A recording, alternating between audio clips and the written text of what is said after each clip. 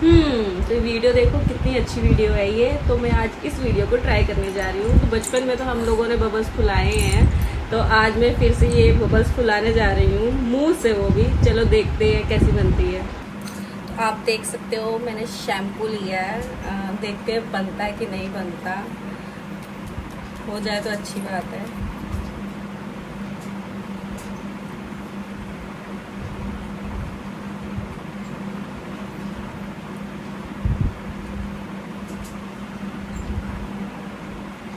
तो बाहर नहीं आ